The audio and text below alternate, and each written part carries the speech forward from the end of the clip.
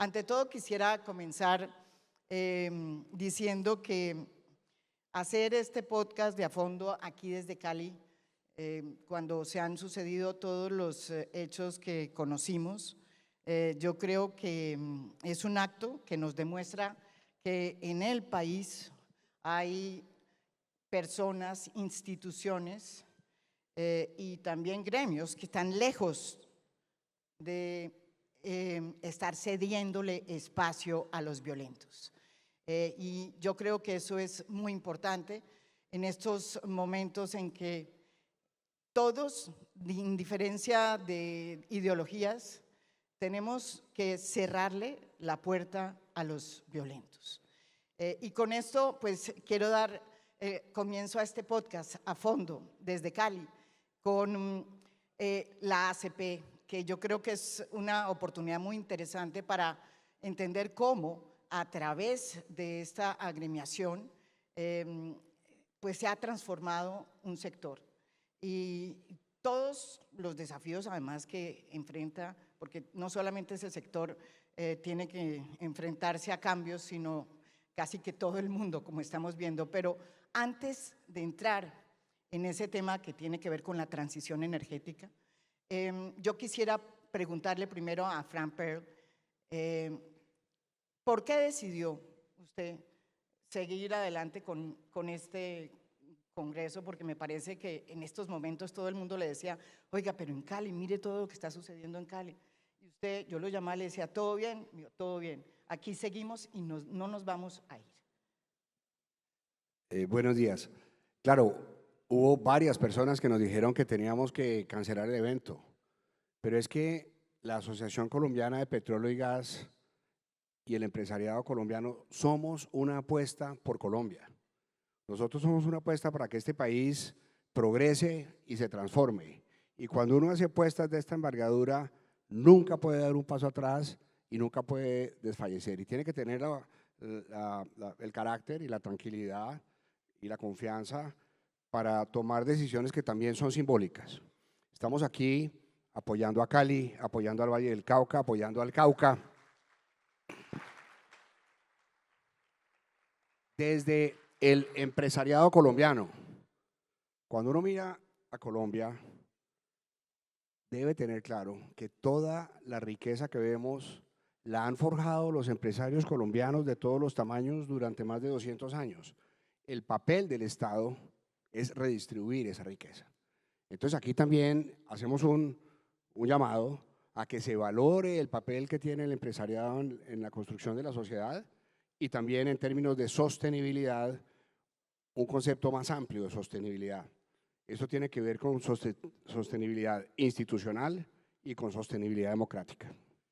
Antes de hacerle la pregunta al doctor Martínez, yo quería recordar que Frank Pearl no solamente pues, es hoy un líder gremial, también fue parte muy importante de lo que fue el proceso de paz que terminó finalmente en un acuerdo de paz con las FARC.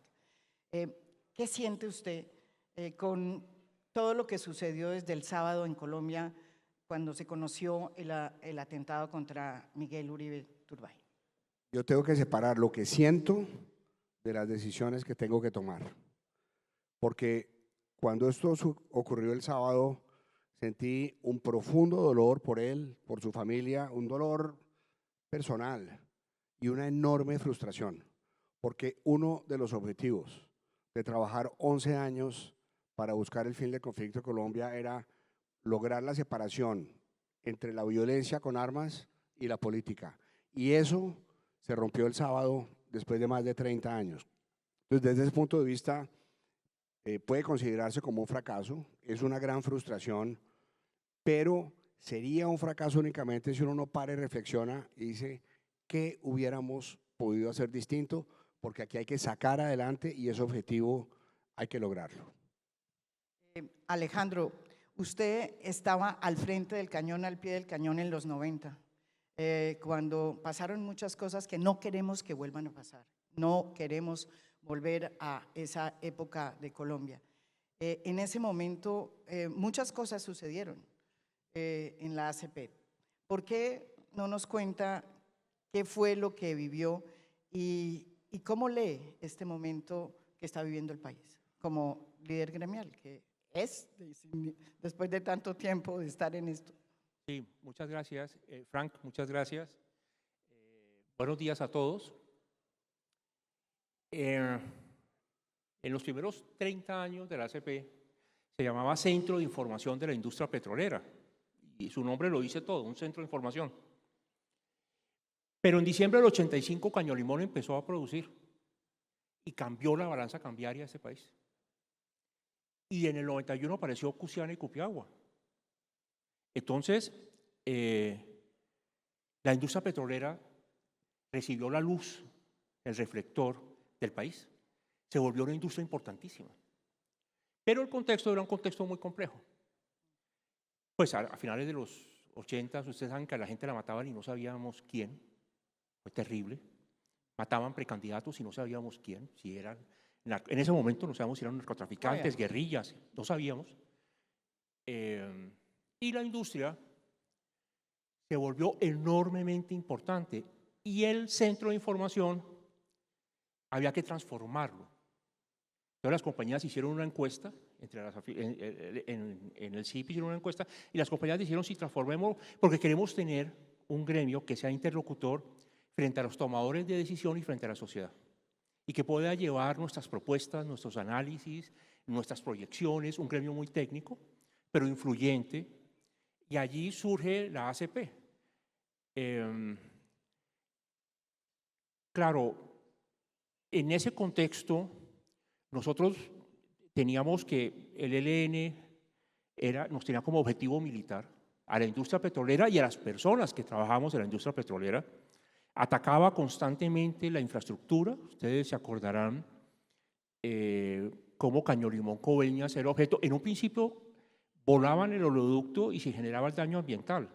Después aprendieron y solamente le ponían la carga explosiva para no parar la producción, porque perdían regalías, porque ellos cooptaron todo el sistema para apropiarse de las regalías, y después las FARC también atacaban a la industria en una disputa con el ELN para apropiarse de las regalías. Los bloqueos, los paros, hubo un cruce de agendas a nivel local y regional.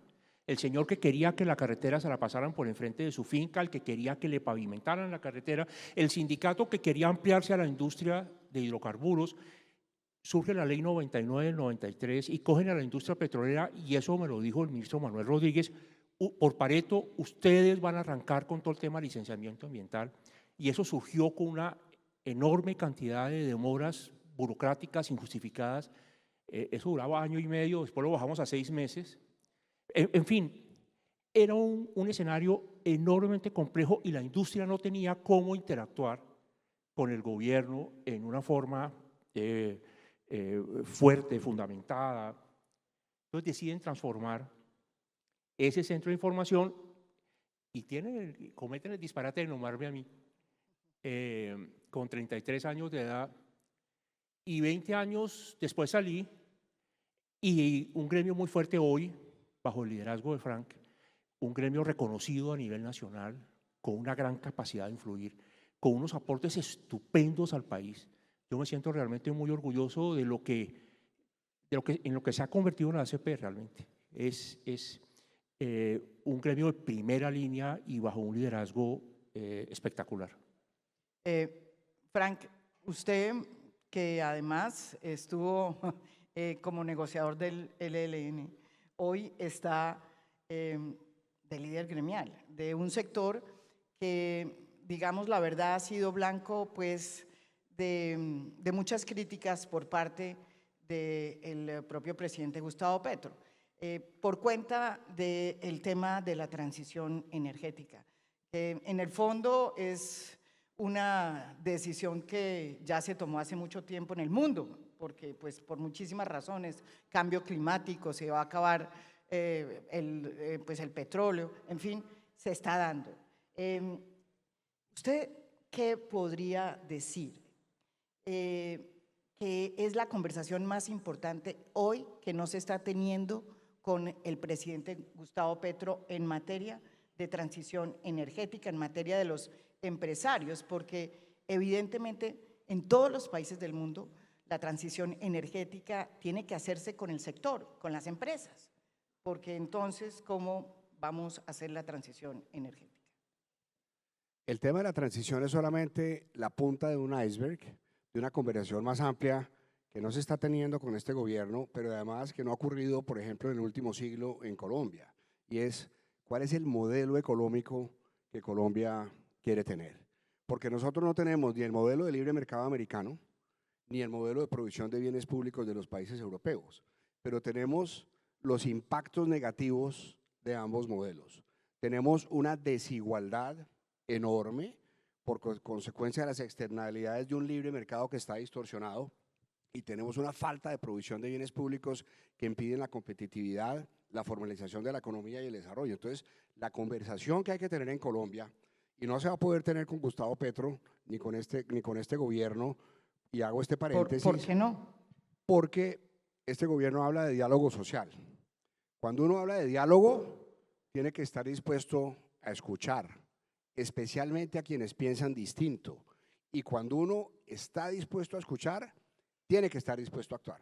Este gobierno no está dispuesto a escuchar genuinamente a quienes pensamos distinto y tampoco está dispuesto a actuar incorporando parte de esas visiones, pero redondeo la idea. Entonces, aquí lo que tenemos que tener es una conversación profunda sobre cuál es el modelo económico que necesita Colombia para lograr un modelo de sociedad. Y esta es una oportunidad para que en este año tengamos esa conversación entre todos y sin exclusiones. ¿Qué pasa? Que cuando esas conversaciones no se dan, hay una imposición de unas ideas que están equivocadas. ¿Por qué está equivocado? Porque estamos perdiendo la soberanía energética, estamos perdiendo la sostenibilidad fiscal y estamos poniendo el país en un riesgo enorme desde el punto de vista social. Aquí hay una bomba social que se viene incubando, porque uno no puede empobrecer a un país, que es lo que está sucediendo, con el pretexto de tener energías más limpias. Y cierro diciendo esto: nosotros en Colombia tenemos que encontrar nuestras propias fórmulas. Independientemente de la conversación de transición energética a nivel mundial, no podemos ni aceptar metas impuestas por organismos internacionales y por países que ya resolvieron otros problemas, ni estándares que no nos corresponden. ¿Qué nos sirve a nosotros como colombianos para resolver nuestras realidades? Y esa es la conversación que hay que tener. Bueno, uno de los problemas reales que uno enfrenta o que está enfrentando el país no es la hoja de ruta que nos hace falta para hacer esta transición energética, pero además la soberanía energética, que yo creo que es uno de los grandes desajustes que estamos en este momento viendo. Lo vemos con el caso del gas, lo importábamos desde hace rato para respaldo del sistema energético, ¿no? Pero ahora estamos importando para el consumo nacional. ¿Qué nos va a pasar con el petróleo? No sabemos hasta cuándo nos dure lo que tenemos de petróleo, pero la pregunta es, ¿qué es lo que está pasando en materia de soberanía energética? Y si hay alguna conversación que habría que insistir en hacerla, y ya no solamente con el presidente de la República y su gobierno, sino con la sociedad. ¿Qué está pasando en ese campo? Creo que esa es una de las preguntas más importantes hoy en el sector de energía, porque es que cuando el presidente de la República decide que no se firman nuevos contratos, que no hay nueva actividad exploratoria, que el petróleo es peor que la cocaína, lo dijo en Nueva York, está apagando el sector de hidrocarburos sobre pretexto que está prendiendo las energías renovables, y eso no sucede así, y no puede suceder así. En primer lugar, es equivocado no aprovechar esa riqueza geológica que tenemos. No es moralmente aceptable que para las generaciones actuales y las futuras Colombia no aproveche sus recursos mineros y petroleros. No es moralmente aceptable. Eso es censurable. Tenemos una riqueza que debemos aprovechar. ¿Para qué? Para generar esa salida de la pobreza en la que estamos, para que el país pueda financiar, entre otras cosas, la transición energética. Pero yo no lo circunscribiría a eso. Es el que el país tenga una mejor calidad de vida, que el país disminuya sus niveles de pobreza y desigualdad. Ojo, María Jimena, Frank, es que la industria petrolera llegó a ser una cuarta parte de los ingresos corrientes del gobierno central. Es que fuimos la mitad de las exportaciones, por Dios. Eso genera mucha riqueza. Y son estos empresarios, los que están aquí presentes, los que generaron eso. A través de capital de riesgo, a través de tecnología, a través de know-how, a través de buenas prácticas. Eso lo generamos y lo podemos seguir generando. Entonces, pero ahora estamos en un escenario en el que, no, importemos. Traigamos de Venezuela, es que no hay gasoducto. No, venga, traigámoslo de los Estados Unidos, sí, pero es que es mucho más caro. Dubái, no, de ¿Sí? Qatar.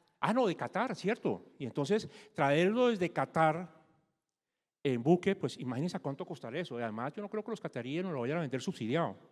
O sea, son unas cosas que uno dice, ¿pero por qué? O sea, ¿qué necesidad hay? Ahí tenemos el fracking, María Jimena. Eso puede multiplicar 3, 4 veces las reservas del país. Y eso puede suceder en 2 o 3 años. Tener las moléculas en los gasoductos. El offshore también el potencial es gigantesco. Ha habido descubrimientos, pero todavía no hay comercialidades y eso puede tardar 8, 9 años. Y uno dice, ¿pero qué? ¿Por qué? ¿Qué es lo que justifica todo esto? Además, no vamos a solucionar el problema ambiental del país, del mundo.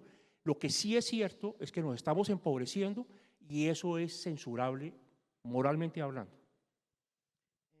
Frank, ¿alguna reflexión al respecto en cómo hacer, digamos, posible abrir caminos en materia de saber cómo vamos a tener en el futuro para suplir la energía que hoy nos parece que nos hace falta? Aquí hay únicamente una salida y es volver a explorar para tener petróleo y gas nacionales y hacer 3 cosas con esos recursos. En primer lugar, financiar una transición energética hacia tecnologías de menos emisiones gradualmente.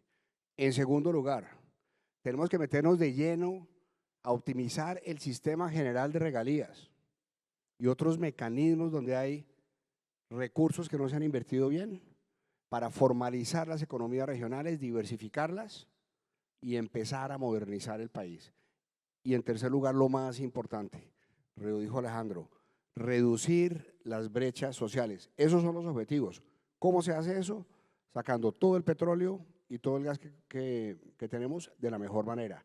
Esa opción que está planteando la Presidencia de la República hoy, que entre otras cosas tiene al Ministerio de Minas y Energía y a la Agencia Nacional de Hidrocarburos con las manos amarradas, es absolutamente inviable y totalmente contraproducente desde el punto de vista fiscal, económico, social y ambiental. Porque unas comunidades, unas empresas, unas familias en condición de pobreza no van a respetar los estándares ambientales. Hay que tener políticas públicas que se acompasen en modernización, reducción de pobreza, mejora de estándares ambientales, gradualmente, una espiral virtuoso. Pero yo quería hacer aquí una pregunta que yo creo que es pertinente. ¿Qué dirían ustedes que no hicieron bien a lo largo de los años si lo hubieran podido hacer de otra forma? Porque, como dicen por ahí, ¿no? Necesitan 2 personas para bailar tango. Y lo digo porque pues hay obviamente toda esta mirada que las grandes empresas que vinieron acá no hicieron lo que tenían que hacer, muchas de ellas. ¿Qué es lo que podíamos decir? Oiga, ¿sabe qué? Yo no lo haría de esa forma, no lo volvería a hacer. Lo hicimos así y hoy lo haríamos distinto. Porque bueno, uno también comete errores. Alejandro, ¿sí? Hay digamos, esa reflexión se podría hacer. Yo creo que algo fundamental fue el manejo de la percepción del país sobre los beneficios de la industria petrolera. Yo hubiese querido poder transmitir esos mensajes en una forma mucho más efectiva. Es que nosotros en la industria hablamos del PIB, nosotros hablamos de la TRM, nosotros no hablamos del TOP y del FAP de la gente del común. Los jóvenes no me entenderán, pero hablo de jabones, para que la gente entienda mucho mejor. Fíjese que yo le comentaba a Frank el otro día que a mí me visitaron los vicepresidentes de Asuntos Públicos de la Exxon y después el de Shell, y me dijeron, hagamos una campaña de advocacy para generar una buena percepción sobre el fracking. Y no logramos sacar adelante, no contamos con los recursos, y hoy estamos en lo que estamos. Prohibido el fracking, por Dios. Si tenemos esos recursos ahí. El jeque Yamani, que fue presidente de la OPEP, dijo que la edad de piedra no se acabó porque se acabaran las piedras. La edad del petróleo no se va a acabar porque se acabe el petróleo. El petróleo tiene su lápida de función porque no es sostenible ambientalmente. No sabemos cuántas décadas, pero ya se sabe que eso lo vamos a pasar hacia otras tecnologías, hacia otro tipo de energías. Tenemos que aprovechar esos recursos ya. Entonces yo diría, el trabajo de comunicaciones ha podido ser mejor, más fuerte, más efectivo. No lo hicimos y hoy yo creo que estamos sufriendo un poco las consecuencias de eso. ¿Usted qué? Yo diría que una buena parte del crecimiento del sector coincide con la promulgación de la Constitución del 91, que descentralizó o comenzó un proceso de descentralización en Colombia, pero ese proceso de descentralización ha sido desbalanceado. Entonces, arrancamos con la elección popular de alcaldes, de gobernadores, con más transferencias de recursos a las regiones. Entonces, ¿qué es lo que pasa? Ahora es fácil decirlo, pero en esa coyuntura de orden público donde los empresarios tenían no solamente que hacer empresa, sino cuidarse para sobrevivir, era muy difícil pedirles que se metieran a forjar las instituciones de las regiones. Eso no ocurrió, pero tampoco ha ocurrido en los últimos 15 años cuando hemos tenido mejores condiciones de orden público.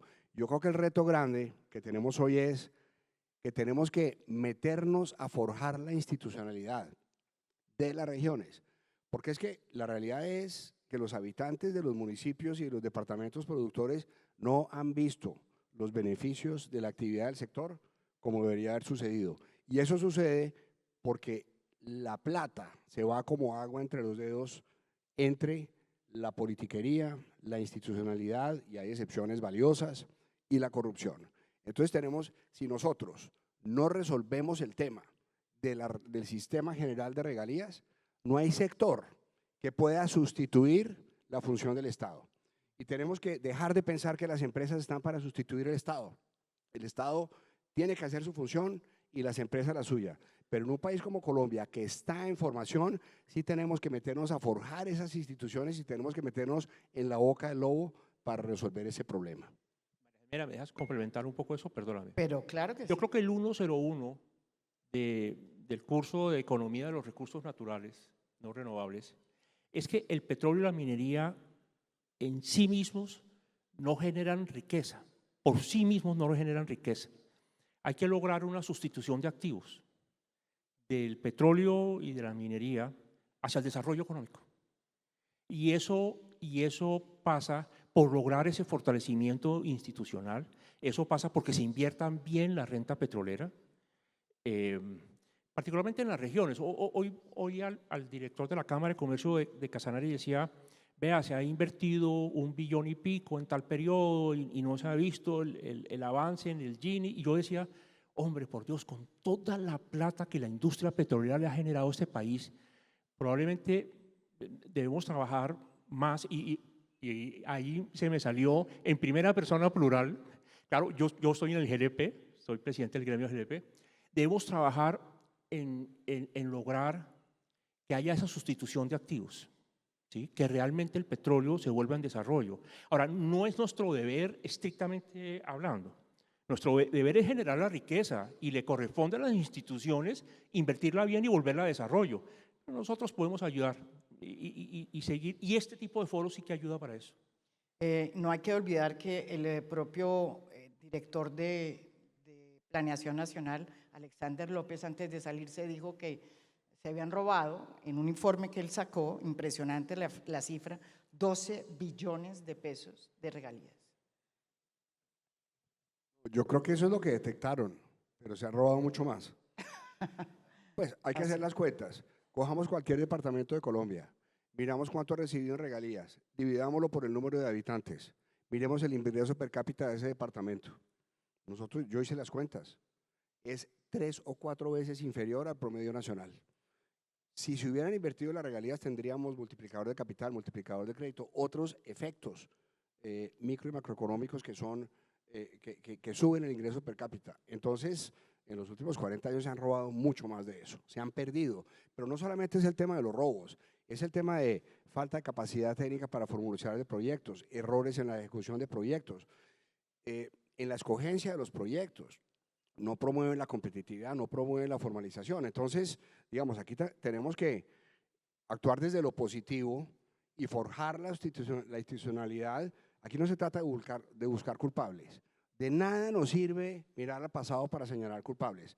El futuro es más importante que el pasado. Entonces tenemos que poner las capacidades que nosotros podamos para que esos recursos sean bien invertidos en función de las regiones para diversificar la economía, como dice Alejandro, sustituir unos activos por otros, para que esas regiones gradualmente dejen de depender de este sector. Quisiera saber cuánto nos falta para poder entrar, ¿cuánto tenemos? Para saber, 5 minutos, fíjese. No mucho nos falta para terminar. Estábamos hablando, Alejandro, hace un minuto antes de entrar en este podcast, sobre la dificultad que hay hoy para hablar con el gobierno. Usted que ha sido líder de este gremio durante tantos años, 60 años cumple la ACP, ¿cree que hay una gran diferencia de la manera como el gremio es entendido hoy con el presidente Gustavo Petro a cómo se venía haciendo durante tantas administraciones? Usted me estaba diciendo que, por ejemplo, es la primera vez que no lo recibe un ministro de Minas. ¿Así es? Sí, así es. Es que es impresionante, pero Irene Vélez, yo soy presidenta de la asociación del GLP, Asociación Colombiana del GLP Gasnova. Y pues siempre nos reuníamos con el ministro del ramo, es obvio. No, la ministra Irene Vélez, el ministro Camacho. Este ministro lo recibió en la Casa de Nariño hace poco, pero es una interlocución, como Frank lo decía, muy compleja, porque a pesar de que, digamos, el sector productivo y el mismo Congreso habla con el gobierno no está escuchando. Y si el gobierno no está escuchando, pues ahí no hay diálogo.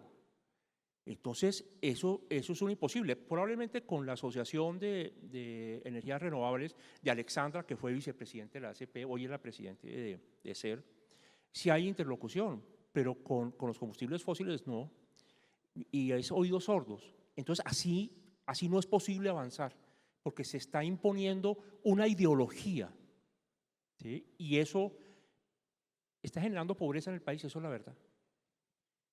Frank, usted habla de la transición a la colombiana, y es evidente que hay casos como, por ejemplo, Brasil o Noruega, que han decidido hacer la transición precisamente con los combustibles fósiles, a través del petróleo y del gas.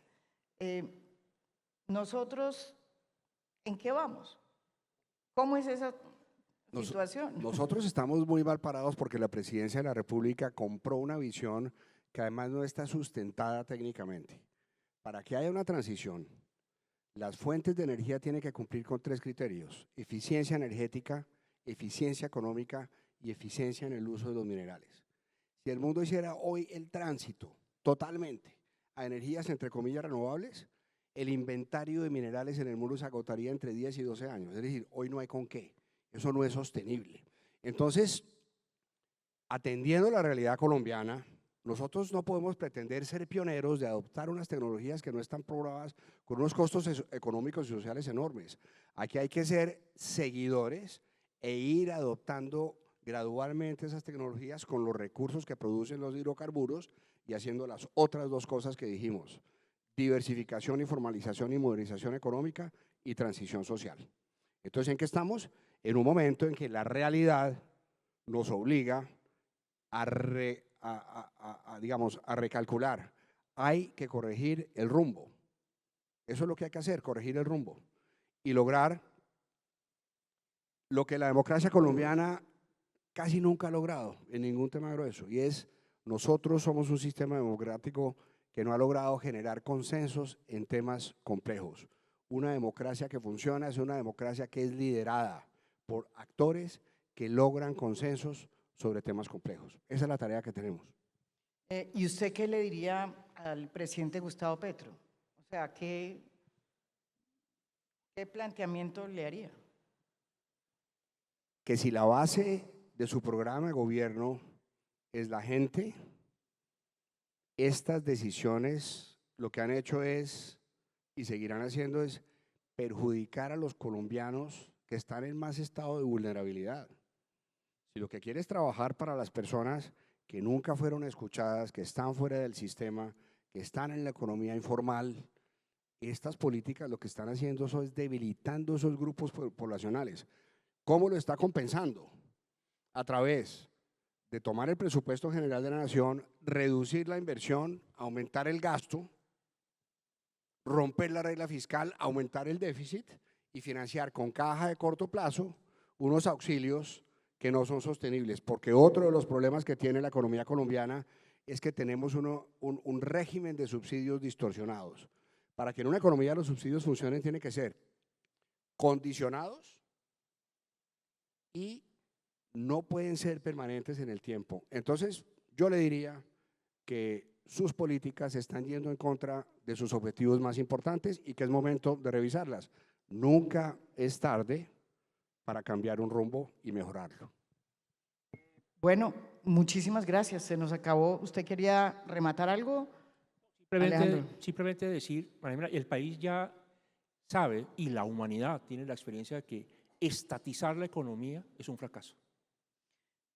Bueno, a ver. Yo quiero dar las gracias y hacer un reconocimiento a Alejandro, a su papá, a Francisco Lloreda, que no está hoy aquí, a todas las personas que han sido parte del grupo de la ACP durante estos 60 años y al equipo de hoy de la ACP y a las empresas afiliadas y a todos nuestros aliados a nivel nacional y regional, porque entre todos vamos a seguir adelante en esta apuesta por Colombia. Muchas gracias, Alejandro. Gracias a ti. Muchas gracias.